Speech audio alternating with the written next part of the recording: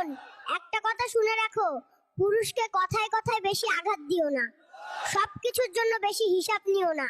পুরুষের মন যদি একবার জয় করতে পারো, ওই পুরুষ তোমার মুখে হাসি ফোটাবার জন্য পুরো পৃথিবীর সাথে যুদ্ধ করতে পারে।